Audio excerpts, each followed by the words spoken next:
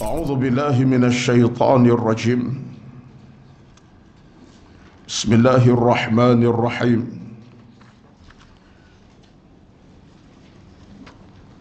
الذي خلق الموت والحياة ليبلوكم أيكم أحسن عملا وهو العزيز الغفور. Dialah yang menciptakan kematian dan kehidupan untuk menguji kamu, siapa di antara kamu yang lebih baik amalannya. Dan Dialah Tuhan yang Maha Perkasa lagi Maha Pengampun. Surah Al-Mulk ayat yang kedua, surah 67. Sadaqallahul Azim. Yang berbahagia dan hormati dan kuasa pengurusan kuliah Duha Masjid Al-Falah Masjid 9 Subang Jaya, dan yang dihormati dan dikasihi seluruh kehadiran para jamaah pada pagi yang penuh barakah ini, sama ada yang jauh ataupun dekat, yang hadir secara konsisten demi untuk meraih pahala yang berterusan, meraih kerana Allah yang berkekalan, demi untuk menambahkan ilmu dalam dada hati masing-masing, dan sebagai satu perjalanan yang akan memberi kebahagiaan dan keselamatan dunia dan di akhirat juga. Amin ya rabbal alamin. Bersyukur kita kepada Allah Subhanahu wa taala di pagi ini dapat kita bersama kembali dalam kesempatan masa yang masih berbaki. Bila saya sebut masa berbaki ini, bukan bermaksud jam 11, jam 12, jam 1 hari. Maksud ialah umur kita yang masih berbaki detik-detiknya. Itulah di antara penghayatan yang perlu kita letak sebagai trust penting dalam kita beragama. Kerana kadang-kadang penilaian kita tentang usia ini kita kira dengan masa, detik, jam. Memanglah kita rasa panjang umur lagi, sebab kita akan berkira dengan maksud detik. Besok hari Khamis nak ke sini ke sana, hari Jumaat ambil anak daripada asrama, hari Sabtu balik kampung ziarah mak ayah, hari Ahad jumpa keluarga di kampung ramai-ramai makan, hari petang Ahad balik ke Shah Alam Subang Jaya, minggu depan nak melancong luar negara contohnya.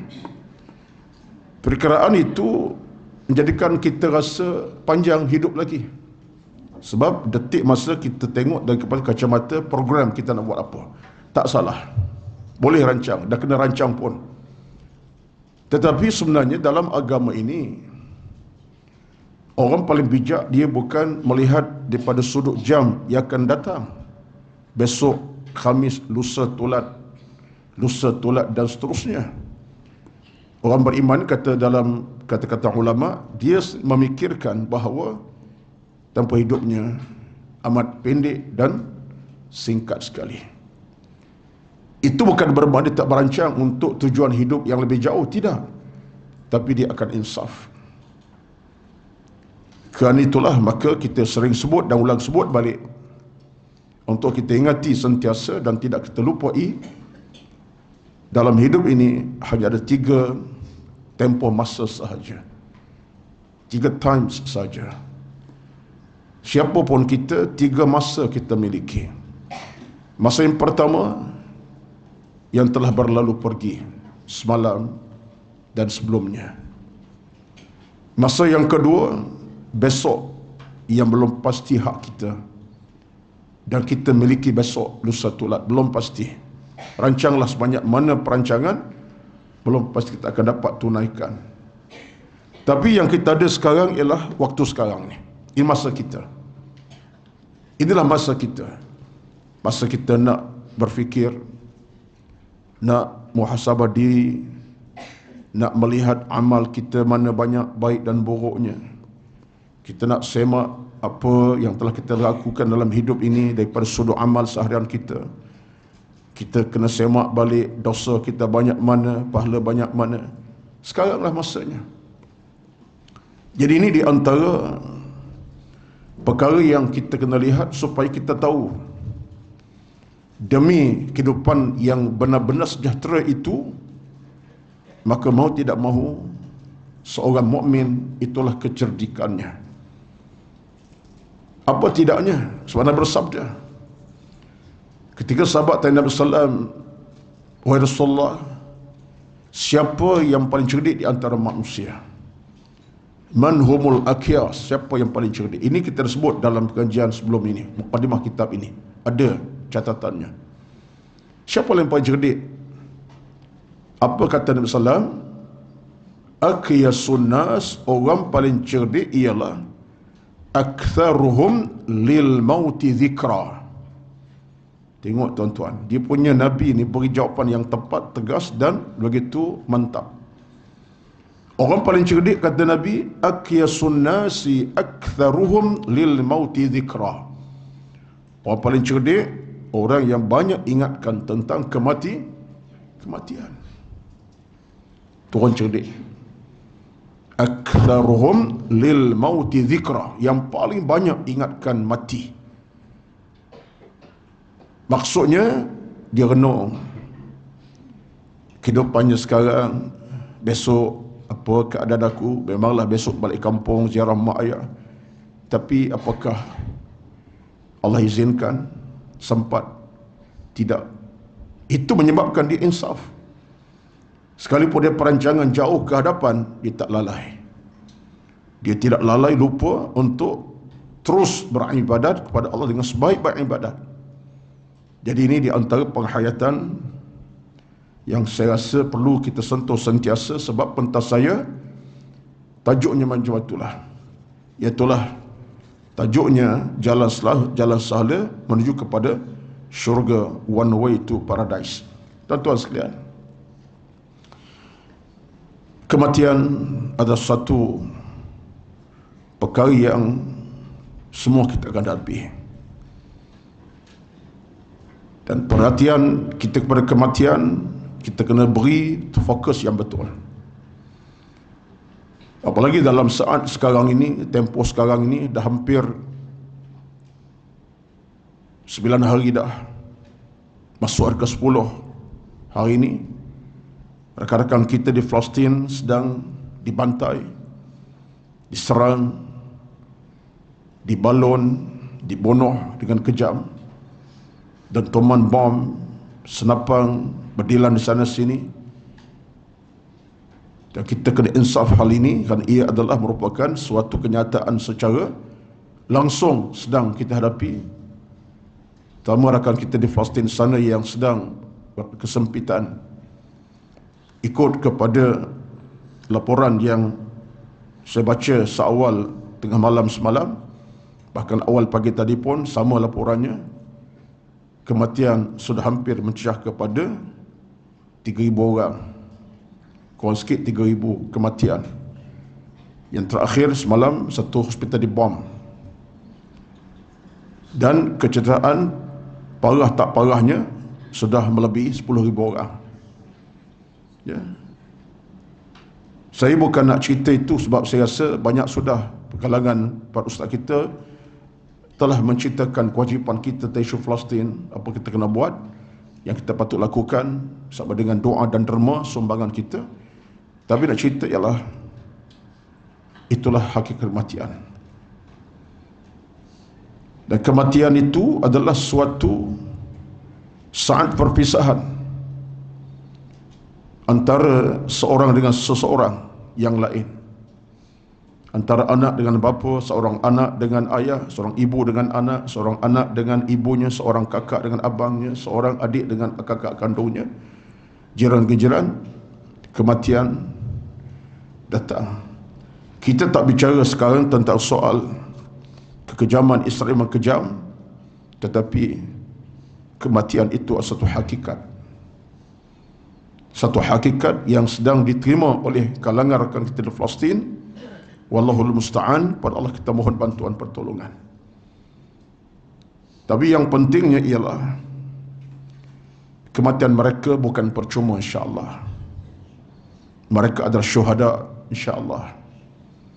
Syahid yang mendapat taraf yang tertinggi si Allah Subhanahu wa taala.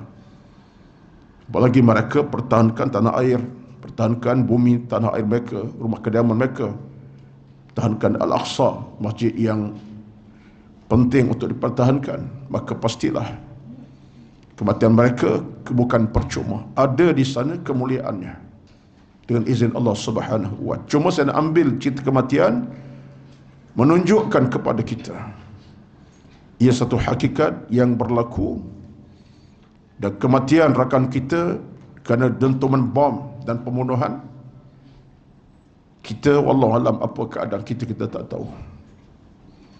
Namun begitu kita harapkan kematian macam mana pun berlaku, kematian yang diradai oleh Allah Subhanahu wa taala. Itu yang kita harapkan. Kematian yang Allah redha.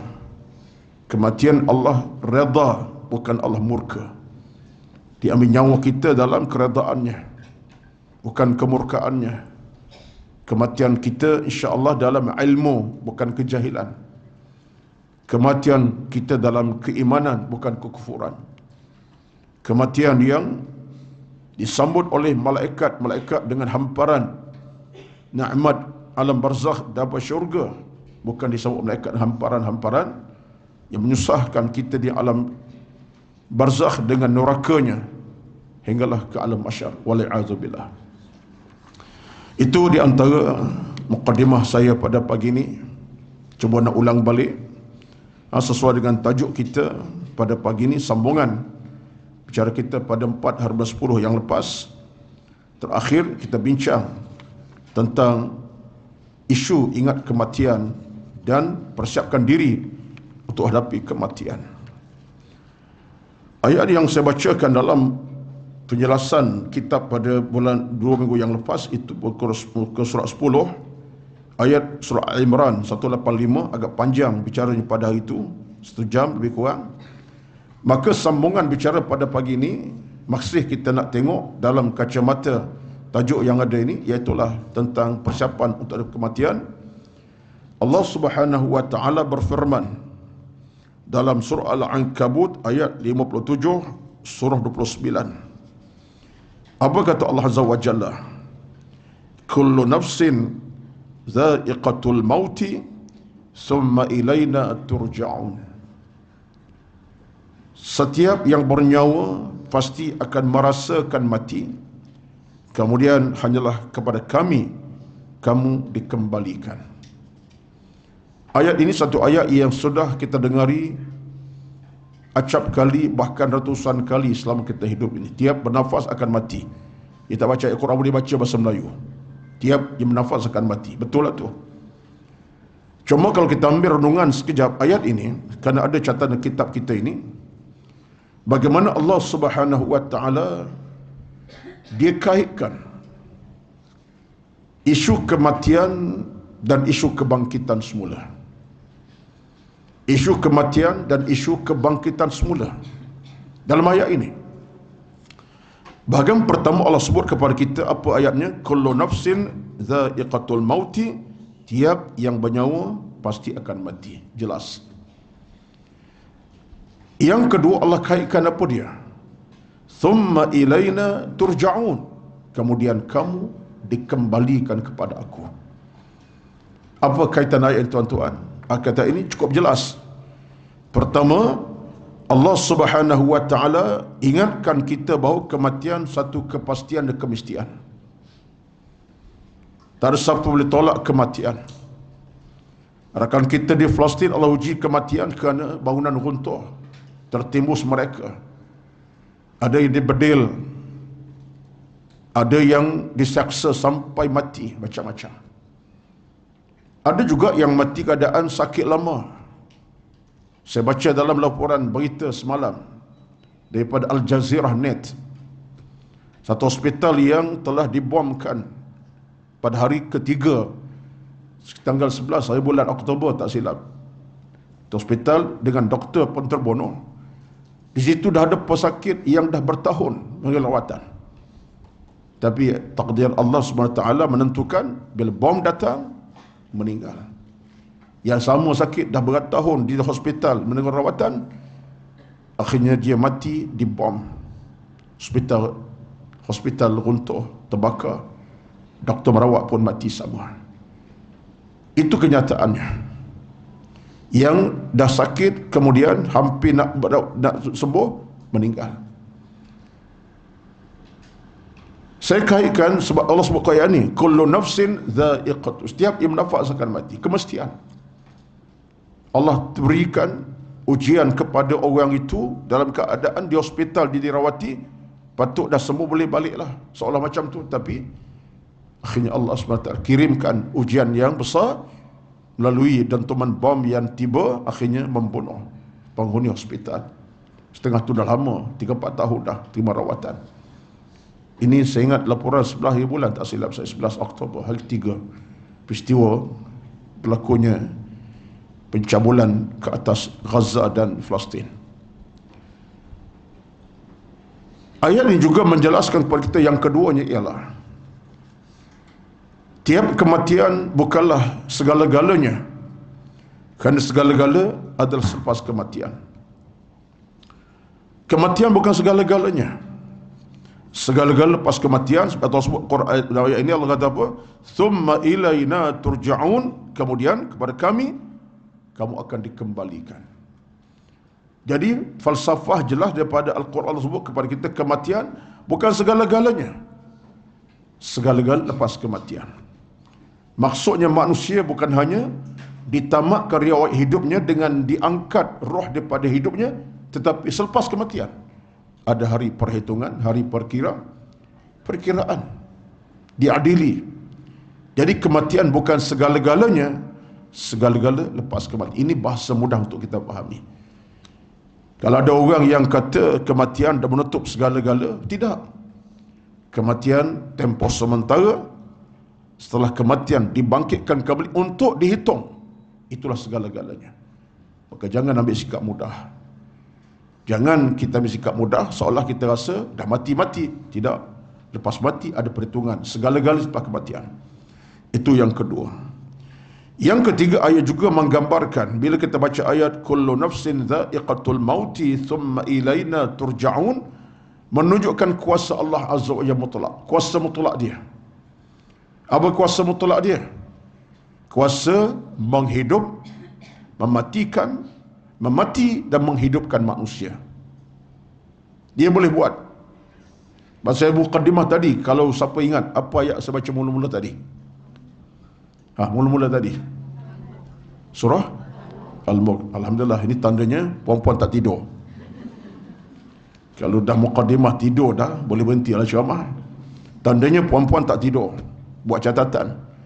Pasal muqaddimahkan tadi di awal tadi, allazi khalaqal mauta wal hayata liyabluwakum ayyukum ahsanu amala. Surah Al-Mulk, surah 67 ayat yang kedua. Allah sebut dengan terang. Tambahan pula bacaan Al-Mulk, bacaan kita seharian. Tak pernah kita miss, insya-Allah. Belum tidur kena baca. Allah sebut dengan jelas, dialah Tuhan yang menciptakan kematian dan kehidupan. Kematian dia cipta, hidup pun dia. Maknanya kuasa mutlak. Ayat ini menjadi dalil. Apa dalilnya? Ayat Al-Mulk yang dua tadi dalil.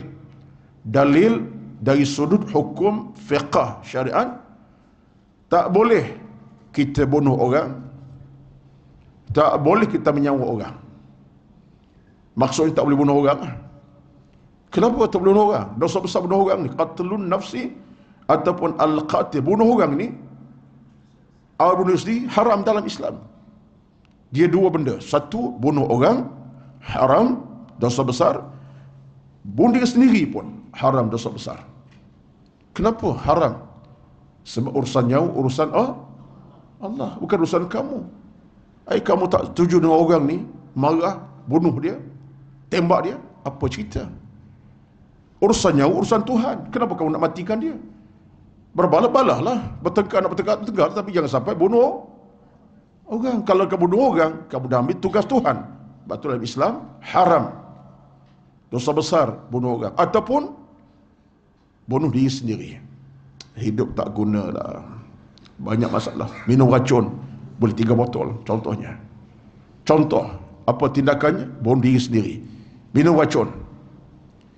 Pasal apa? Hak nyawa tu hak Tuhan. Sabar, ada ujian macam sabarlah. Carilah kesabaran, bertenanglah. Carilah ilmu, cari agama untuk kita kokohkan diri. Kalau kamu minum racun, berarti kamu telah mengambil nyawa yang hak itu hak Allah, bukan hak kamu untuk matikan diri. Nampak tak? Jadi ulama sebut dengan ayat allazi khalaqal mauta wal hayata liyabluwakum tadi, ayat yang menunjukkan dalil qat'i Allah yang punya kuasa dalam menghidup dan matikan manusia. Dia yang menghidupkan, dia matikan. Jadi kalau ada orang yang buat 2 kerja tadi, bunuh diri sendiri, bunuh orang, dia telah mengambil tugas Allah, dan itu adalah dosa besar dalam Islam, al-kabair. Jangan cari pasal.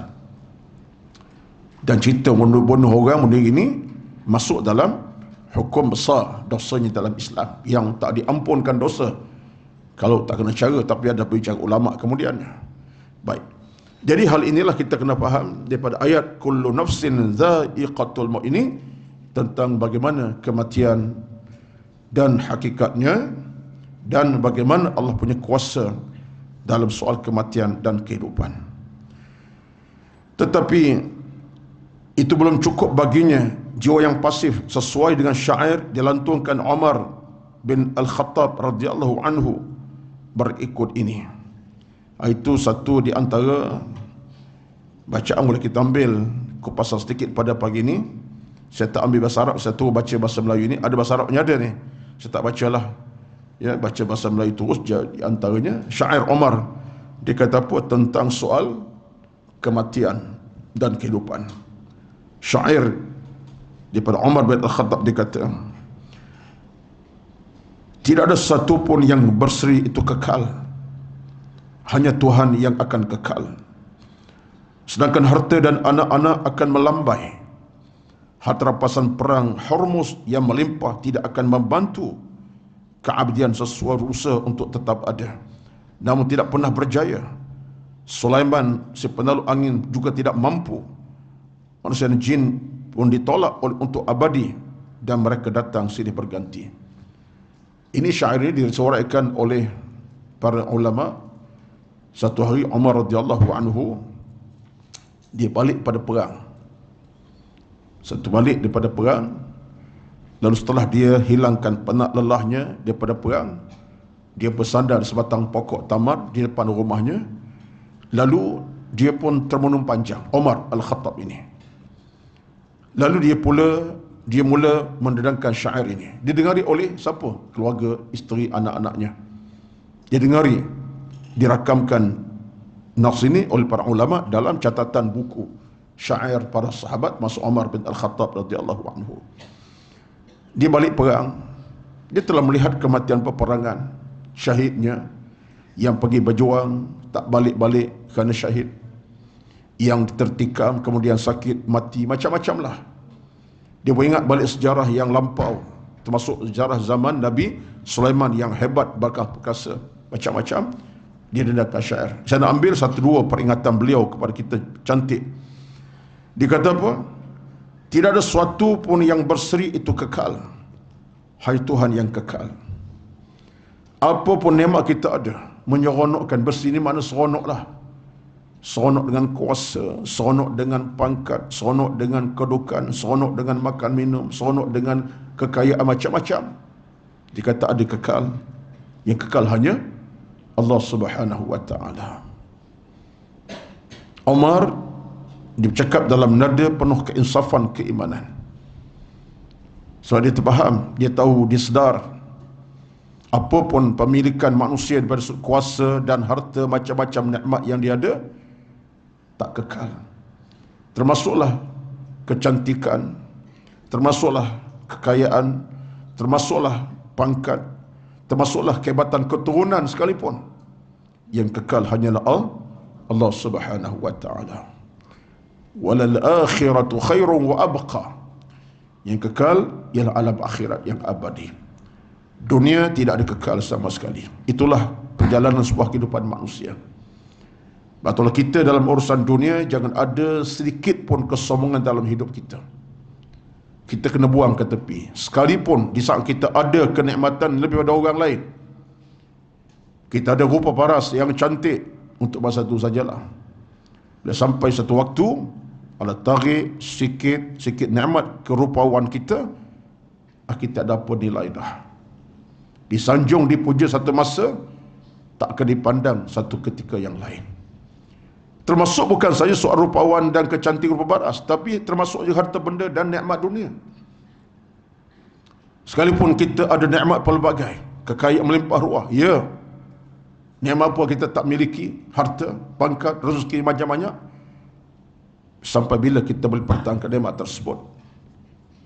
Boleh kali Allah uji kita dengan 1001 ujian yang datang. Dalam kekayaan kita datang musibah. Allah tarik by cash. Allah datangkan ujian yang kita tak jangka. Akhirnya by cash kekayaan kita Allah tarik. Banyak dalam kehidupan dunia sekarang ni. Si yang kaya raya macam mana, bila sampai tahap ada masalah dalam kehidupan, apa kedana miskin.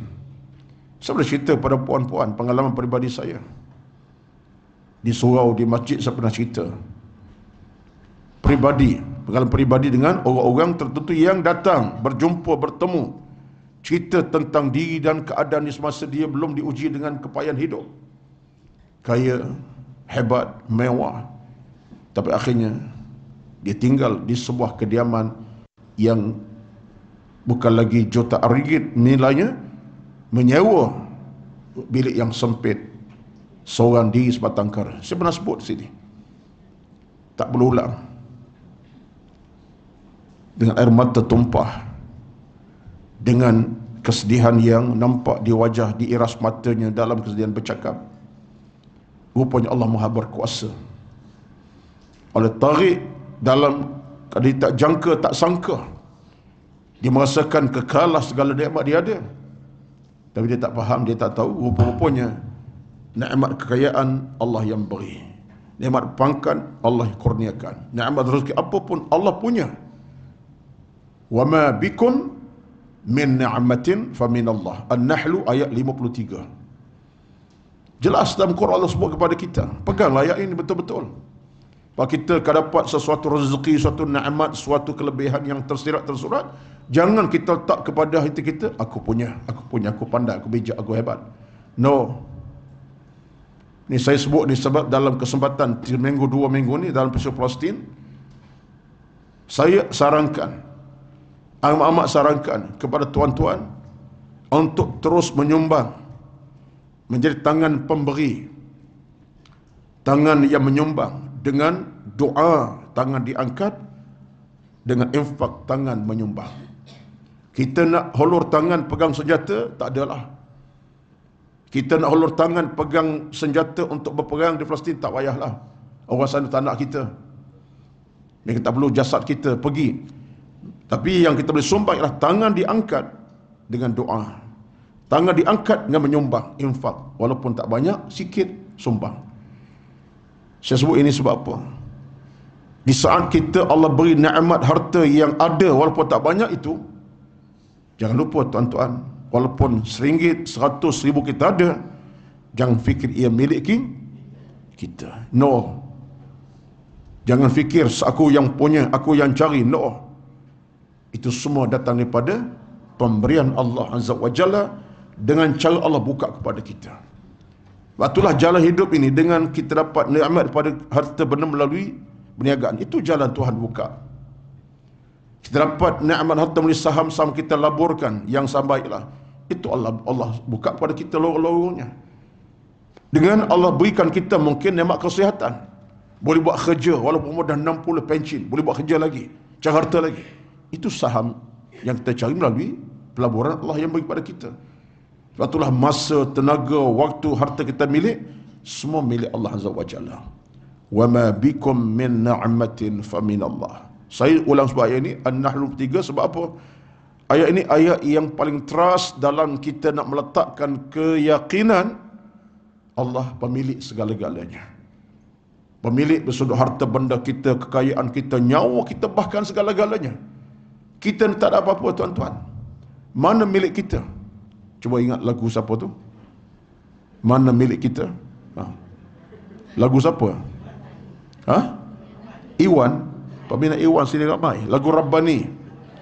Mana milik kita? Nak susah menyanyi ke? Nak tumbang Cik Mansur nak pasal-pasal. Ya? Saya bab-bab nasyid ni boleh tumbang keramaian kita. Silap aku dikata rekod siapa ni? Seorang siapa masuk ni? Mana milik kita? Saya bila dengar lagu Rabbani saya meneteh mata. Almarhum Asri, Ustaz Asri Ibrahim, dengan lantang suara, dan dia pun dah pergi.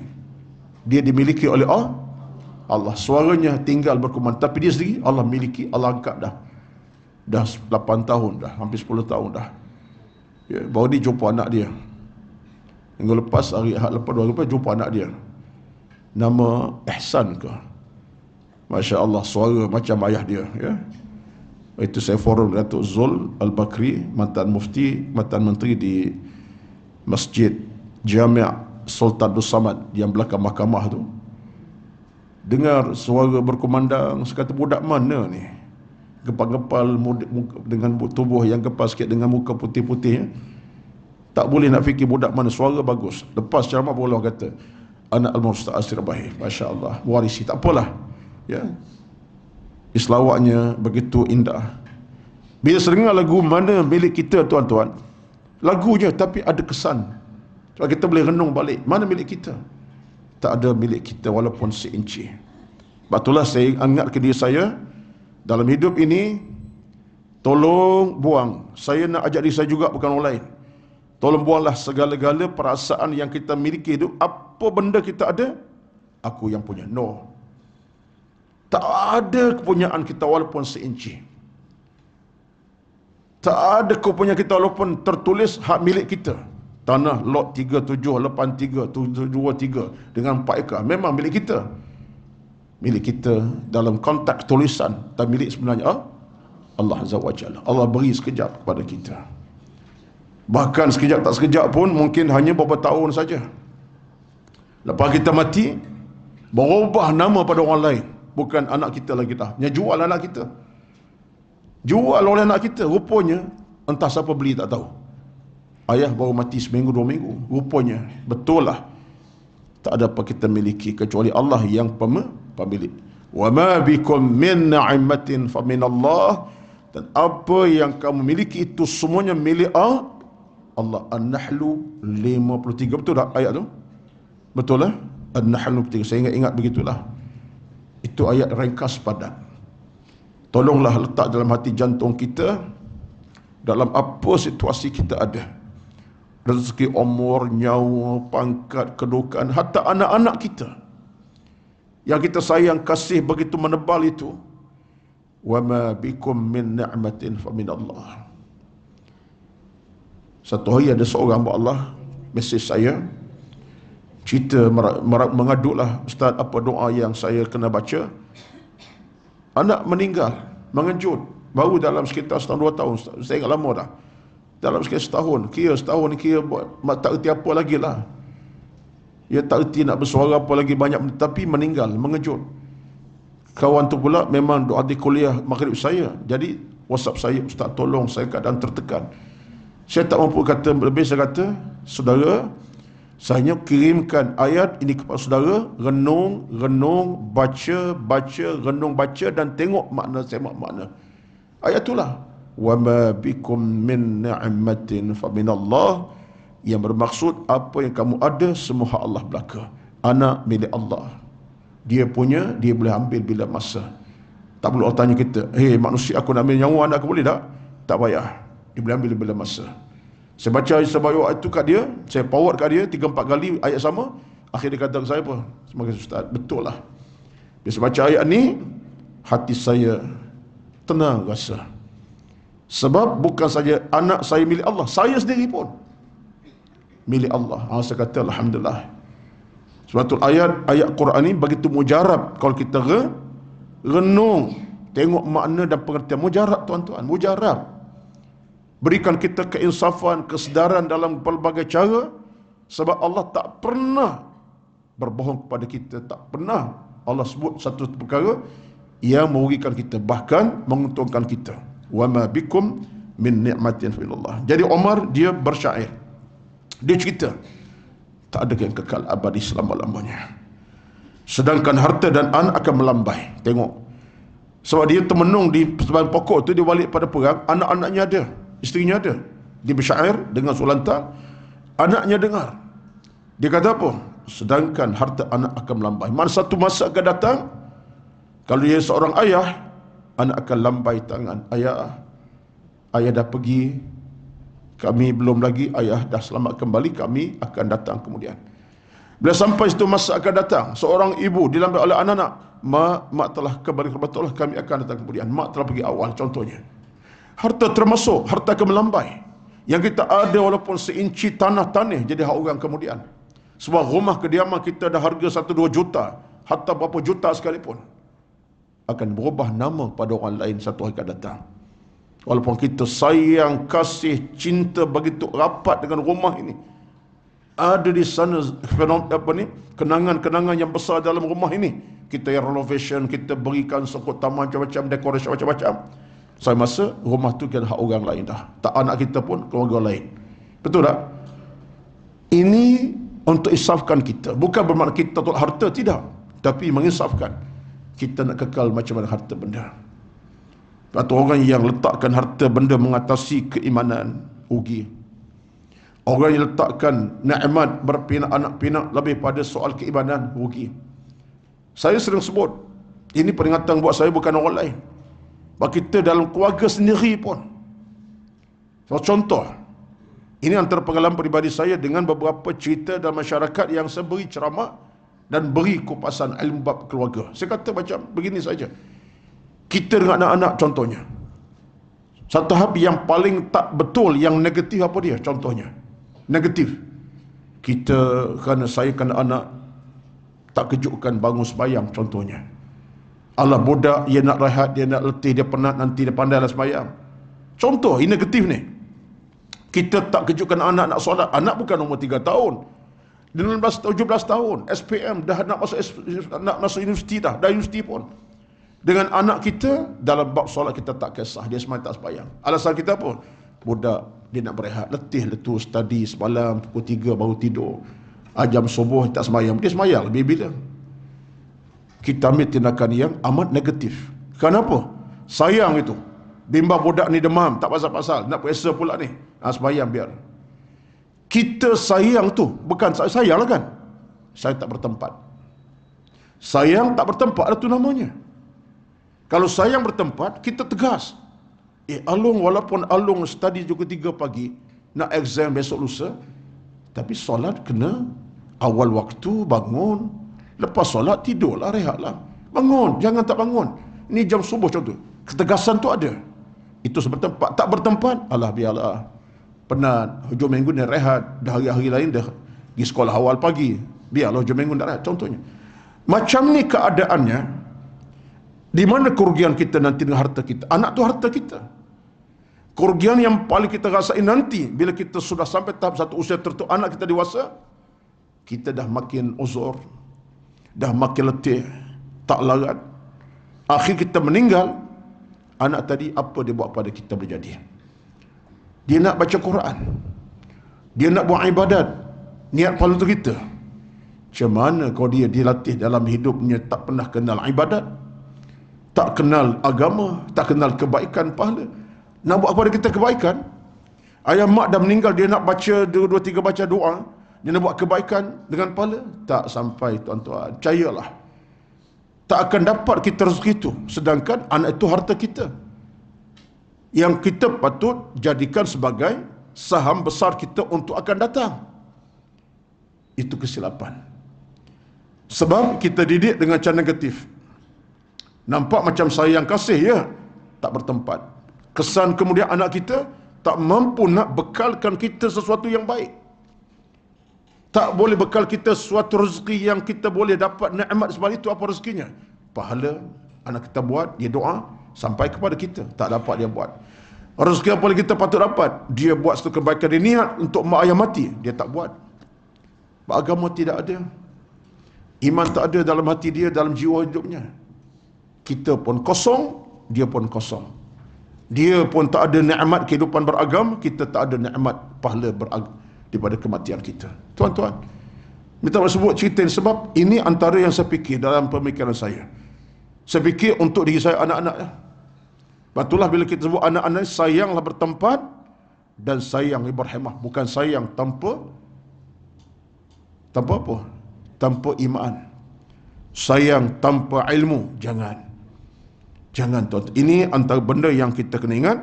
Sebab bila sampai masa, anak akan lambai kepada kita tangannya. Ya, mak telah pergi.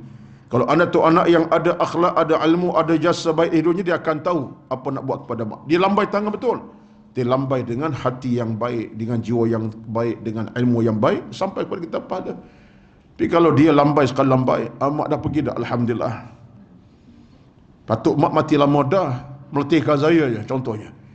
Dia lambai tangan, tapi lambai dengan ucapan syukur. Mak batu mati lama dah, saya letih dah kerana mak ni, jaga mak ni. Dah mati, syukur.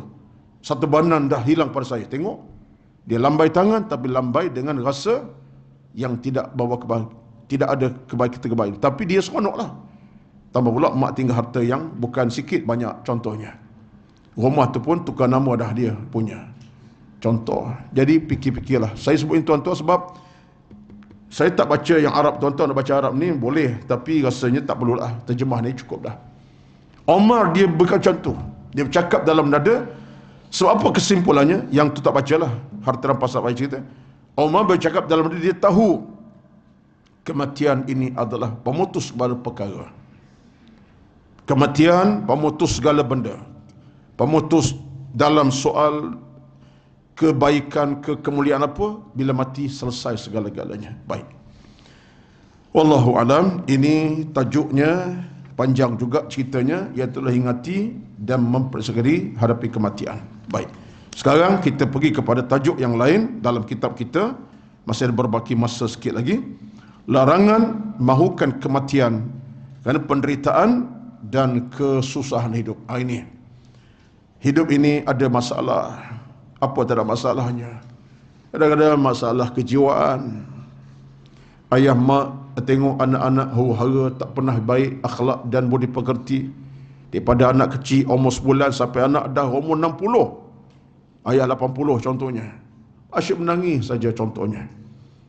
Air mata tak kering-kering daripada umur anak setahun, sebulan sampai anak umur dah 50 menangis lagi. Pun ada tuan-tuan Ada, jangan kata tak ada.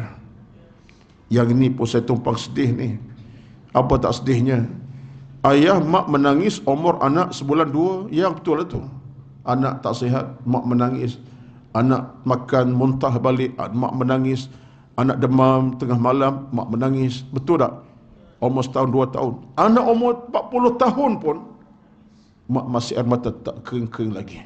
Sebab apa? Sebab anaknya berwatak-watak yang tak berapa nak elok dalam agama. Perkasa, bercakap, tak menentu hala, malas dalam ibadat. Mak umur dah 65 dah, masih lagi keadaan bila solat saja air mata tak kering lepas berdoa.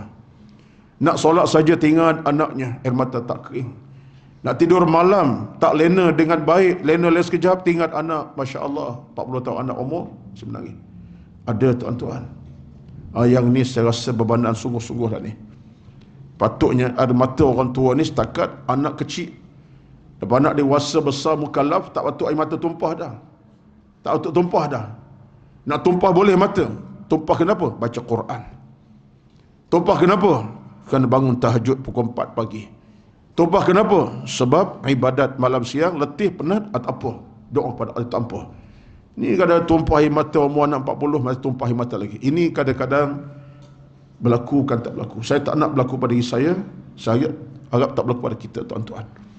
Betul kita kena pastikan janganlah sampai tahap kita diuji Allah sampai tahap usia kita dah pun tak layak dah untuk menangis kerana anak, masih lagi mikir kerana anak. Allahu Akbar. Sabila ni tuan-tuan? Bila ni?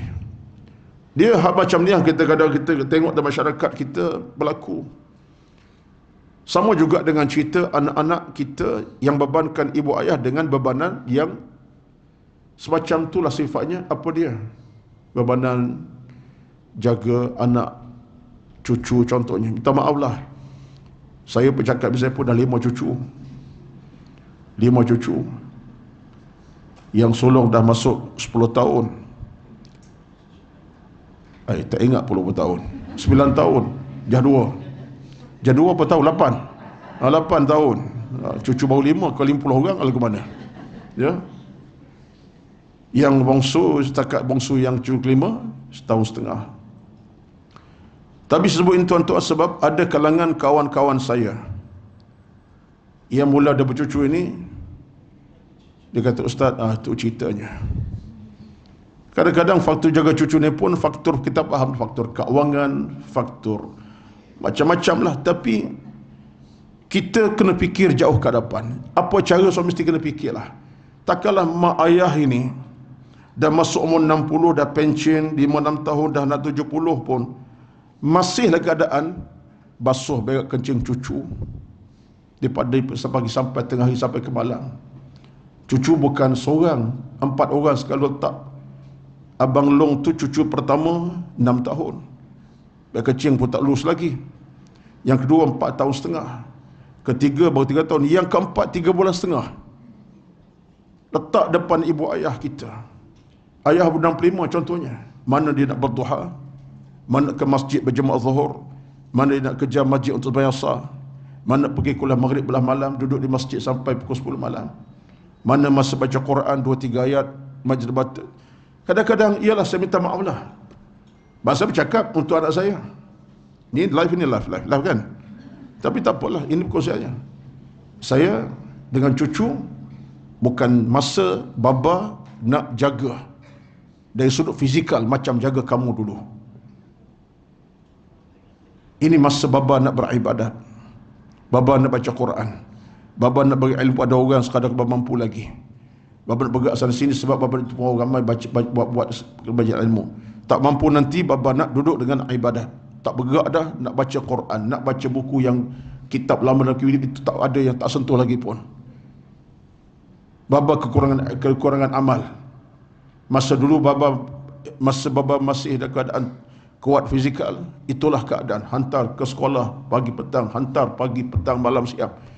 Bukan kita mengumpat nak mungkit, tapi kita bagi peluang kepada mak ayah kita yang berusia ini merapati ilmu agama. Yang dia dulu kerana faktor bekerja, kadang-kadang zuhur pukul 4, kadang-kadang maghrib dekat isyak, kadang-kadang kerana cari harta.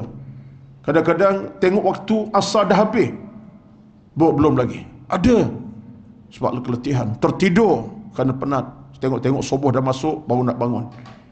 Sekarang berilah peluang pada baba, mama, ayah, mak kamu untuk kembali pulihkan ilmu yang dia kurang, untuk penuhkan di dadanya amal yang dia kurang. Jadi benda macam ni tuan-tuan, ya saya tahu cabaran semasa ini berat. Nak hantar anak ke nursery kepala berapa di Subang Jaya pula, bukan 100 orang, 1000 seorang, ya, 500 orang. Kalau anak 4, 2000. Saya faham, tapi hakikatnya lah, rancanglah sebaik perancangan untuk tidak jadikan mak ayah kita sebagai bibik yang kedua, mate yang kedua. Ini ayah mak jadi mate yang kedua dah, ya. Akhirnya masa waktu ayah nak solat duha pun tak ada. Acum ambil wuduk saja, yang cucu ketiga merengek nak susu. Acu saja angkat takbir, yang ketiga datang usik dia sampai kain telucuk contohnya, kerana nak kencing, nak berak.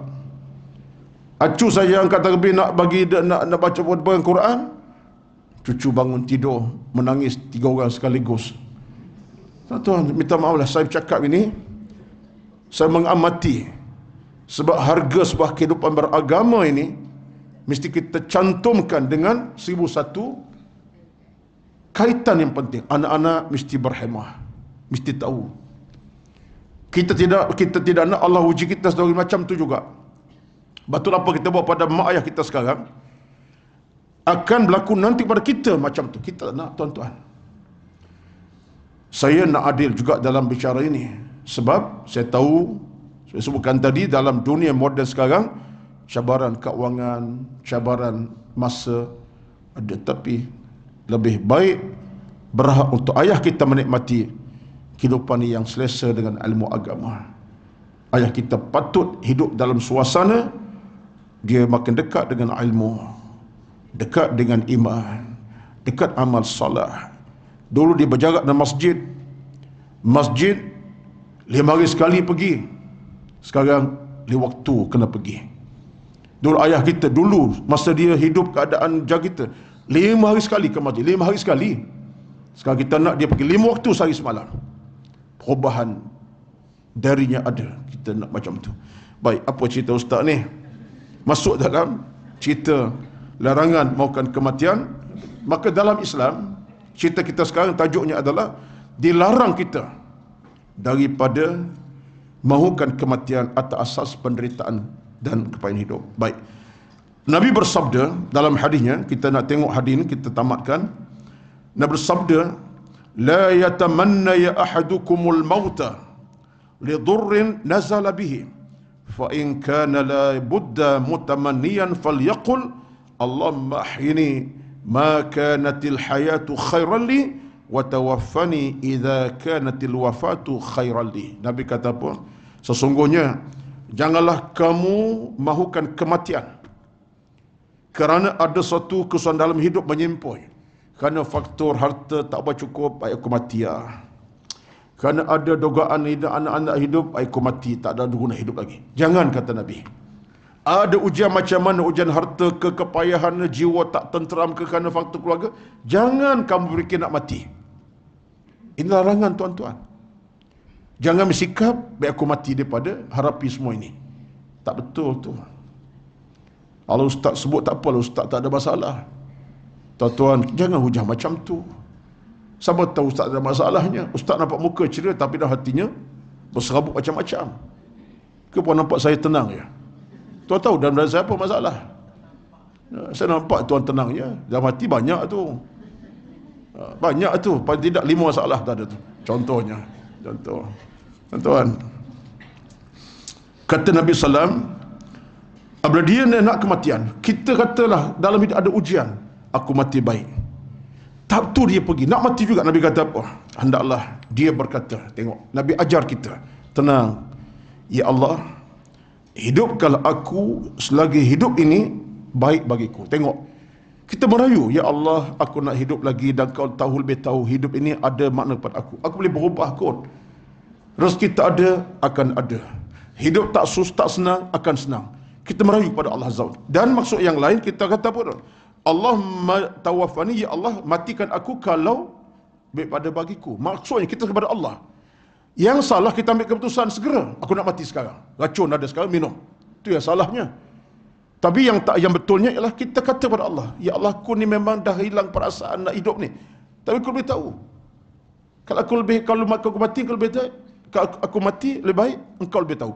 Maknanya jangan tinggal Allah Subhanahu wa taala.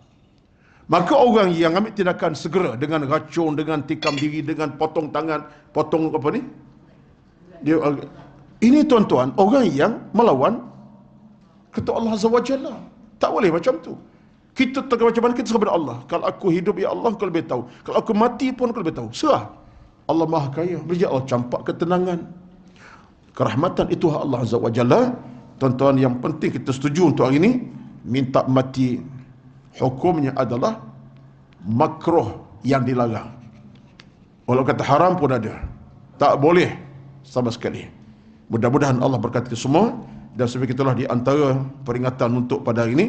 Mudah-mudahan Allah berikan kita semuanya kerahmatan, keselamatan, keamanan, kebahagiaan. Tuan-tuan sekalian, mudah-mudahan kita bertemu lagi 2 minggu akan datang. InsyaAllah sambung sikit-sikit. Kenapa saya pun terfikir 1 page pun tak habis saya punya ceramah ni. Patut sekaligus 4 page dah, 5 page. Tapi itulah kelemahan saya. Saya dalam catatan buku ni, saya catat dah tajuk ni 4 page dah. Saya dah baca dah 4 page dah, sampai page 15. Tapi tak berganjak. Maaflah. Mudah-mudahan kita dapat selesai walaupun dalam keadaan slow and steady insya-Allah. Wallahu a'lam telah sekadarnya. Tuan-tuan semua, saya nak tawarkan kepada tuan-tuan, nanti satu akan datang dalam 2 minggu lagi ke insya-Allah, ada maklum ke tidak, ada satu buku yang sedang dipromo dalam FB, Jodoh Anugerah Dia. Tak ada? Siapa yang follow Dr. Kamil Ibrahim MKI? Follow tak? Kalau follow tu tahulah. Saya promo awal sebab buku ini akan mula terbit sekitar hujung bulan ini. Dan siapa yang nak baca buku ini, catatan 25 penulis tentang jodoh ni, macam-macam isu bab jodoh ini. Saya pun 2 tajuk, termasuk yang tulisnya adalah Dr. Nurhafizah, ya, Ustazah Isfadiah, ya. Masing-masing 2 tajuk, saya 2 tajuk juga. Di buku ini akan berpasaran hujung bulan 11 dan saya akan bawa buku ini.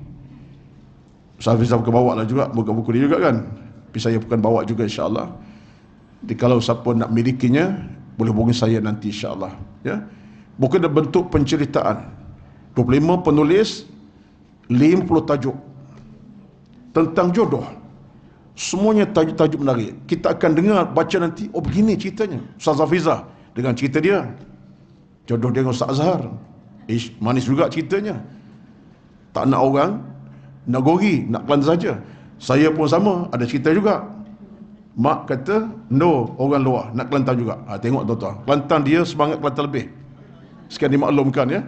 Jadi adalah catatan dalam buku ini. Buku ini cukup menarik sekali.